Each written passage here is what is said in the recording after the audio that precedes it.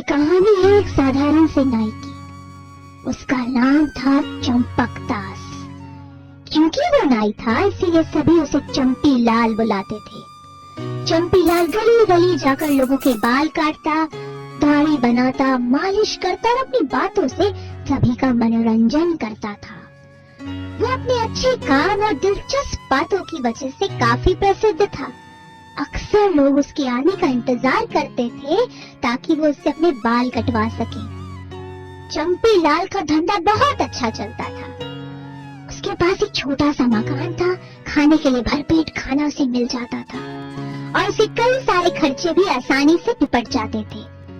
वो दम अकेला रहता था, इसलिए उसके ऊपर कोई जिम्मेदारी भी नहीं थी। लेकिन कभी कभी ऐसा हो जाता था कि उसे एक ग्राहक भी नहीं मिलता था। आज ऐसा ही एक दिन था। सुबह से चंपी लाल झोले में अपना सारा सामान लिए घूम रहा था, लेकिन उसे एक भी ग्राहक नहीं मिल रहा था। बाल कटवा लो, दाढ़ी बनवा लो, बाल कटवा लो, दाढ़ी बनवा लो, बाल कटवाने का 2 रुपया, दाढ़ी बनवाने का 1 रुपया, दोनों करवाने पर मालिश मुफ्त मुफ्त मुफ्त। अरे कहाँ देखते हो भाई, आ गया है चंपक नाई। अगर बढ़ गए हैं आपके बाल तो बुलाइए मुझे, मैं हूँ चंपी लाल।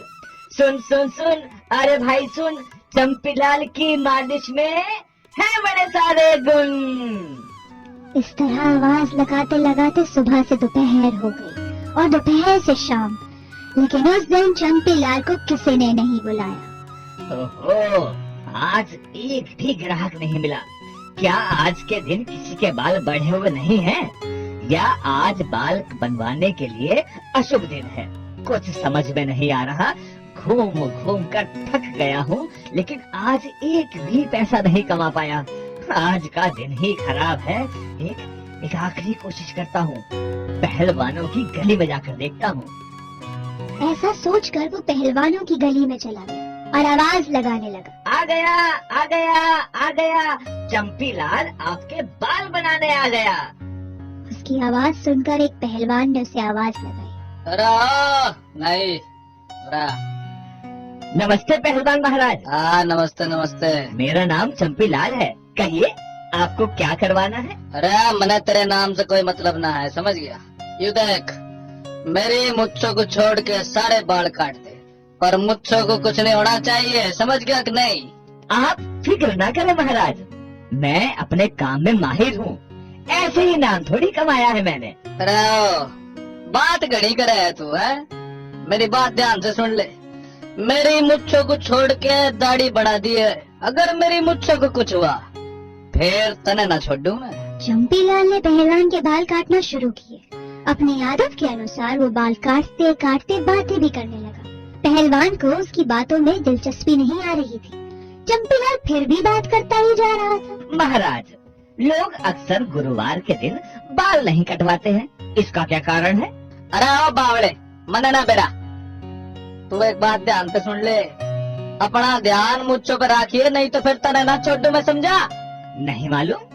आपको तो मालूम होना चाहिए। अरे मने के बेरा है? अरे यू ज्यादा बक बक बंद कर, समझ गया? काम पे ध्यान दे ले, काम पे। और मेरी मुझसे को कुछ हुआ तो फिर?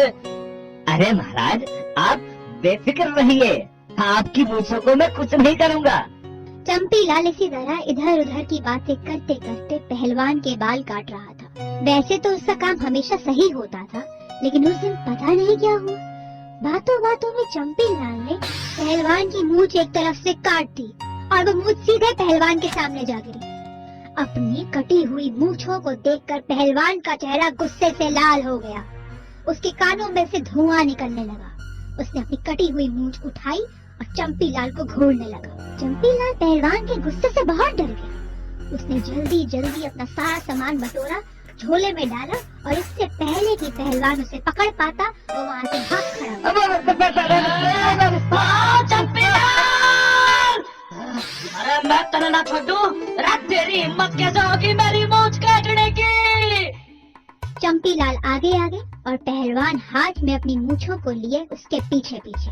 चंपी लाल तेजी से भागते हुए एक पेड़ पर चढ़ गया।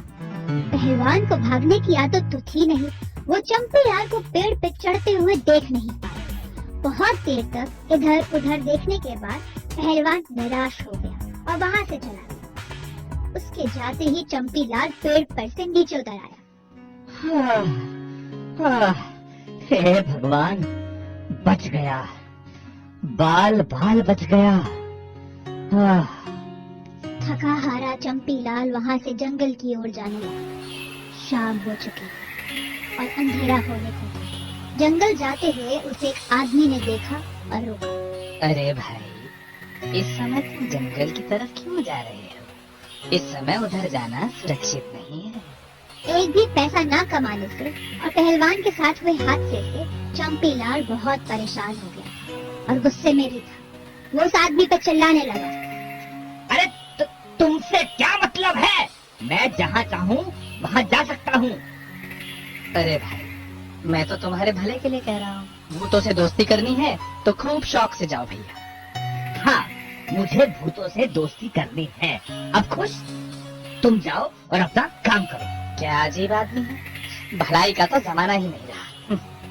चंपीलाल उसकी बात को नजरअंदाज करके जंगल की ओर बढ़ने लगा। चलते चलते वो एक पेड़ के पास आकर रुक गया। उसने कुछ देर वहाँ सुस्ताने की सोची। उसने अपना झोला बाजू में रखा और पेड़ के नीचे लेट गया। तुरंत ही उसकी आंख लग गई। तभी एक भूत पेड़ में से निकल कर आया। उसने चंपीलाल को देखा तो खुश हो गया। वाह वाह, आज इंसान खाने को मिलेगा। बहुत दिन से किसी को खाया नहीं। उसकी तेज और डरावनी हंसी से चंपीलाल की नींद टूटी। उसने जब अपने सामने भूत देखा तो वो डर गया। उसके रोंगटे खड़े हो गए। उसका गला सूख गया और हलक से आवाज भी नहीं निकल रही थी। उसने पहले अपने आप को संभाला, तब उसे एक तरकीब सूझी। मैं ऐसे डरते हुए नहीं मरना चाहता।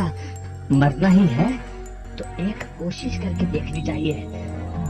उसने अपने चेहरे से सारा डर हटाया और पूरी तरह संभाल के बोला, क्या बात है, आज एक और भूत मिलेगा मुझे। इसे तो मैं अपने झोले में भर लूंगा, बाकियों की तरह इसे भी बोतल में बंद करके रखूंगा। क्या बकते हो? तुम भूतों को अपने झोले में रखते हो? मुझे बेवकूफ मत बनाओ। अगर यकीन ना हो तो खुद देख लो। चंपीलाल ने अपने झोले में से एक आईना निकाला और भूत को दिखाया। आईने में अपनी ही शक्ल देखकर भूत को लगा कि वो सच में कोई दूसरा भूत देख रहा है। इस बार तो भूत भी डर गया। नहीं भाई, नहीं भाई, मैं तुम्हें छोड़ देता हूँ। तुम भी मुझे छोड़ दो, तुम मुझे छोड़ दो। छोड़ दूं? बिल्कुल नहीं। मेरी जादुई शक्ति बढ़ाने के लिए मुझे ज्यादा से ज्यादा भूत चाहिए। मुझे छोड़ दो, मुझे छोड़ दो।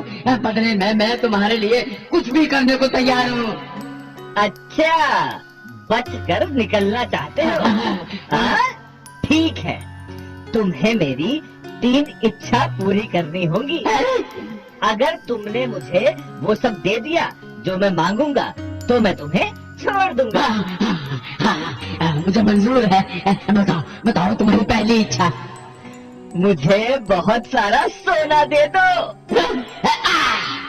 भूत ने हाथ घुमाया और वहाँ बहुत सारे सोने के सिक्के आ गए। चंपीलाल खुश हो गया और उसने सारे सिक्के झोले में भर लिए। अब तुम बताओ, तुम्हारी दूसरी इच्छा बताओ। अब एक काम करो, मुझे मेरे घर वापस लेकर चलो। भूत ने फिर हाथ घुमाया और वो दोनों चंपीलाल के घर आ गए। अब तुम्हारी आखिरी इच्छा क्या है? चंपीलाल सोचने लगा कि वो उससे क्या मांगे। कुछ देर सोचने के बाद वो बोला, मेरी आखिरी इच्छा हाँ, मेरा घर बड़ा, सुंदर और आरामदायक बना दो। ठीक है। भूत ने फिर हाथ घुमाया और चंपीलाल के पुराने घर की जगह आ गया। एक बड़ा सा घर। वो पक्का घर देखने में सुंदर था और अन्य सभी साधन थे उसे आराम की जिंदगी बिताने के लिए। देखो देखो, मैंने तुम्हारी सभी इच्छाओं को पूरा कर दिया है। अब तुम मुझे छोड़ दो, जान दो मुझे। ठीक है, अब तुम जा सकते हो। और सुनो, दोबारा मुझे परेशान मत करना। ठीक है। हाँ। उसकी बात सुनते ही भूत वहाँ से गायब हो गया। अपनी हिम्मत और चतुराई से चंपीलाल ने एक भूत को बेवकूफ बनाकर अपनी जान तो बचा ही ली थी और साथ में अपने लिए नया घर और बहुत सारा सोना भी ले लिया था। तो बच्चों, इस कहानी से हमें ये सीख मिलती है कि किसी भी मुसीबत का सामना अगर पूरी हिम्मत और बुद्धिमानी से किया जाए तो हम उससे बाहर निकलने में सक्षम हो सकते हैं।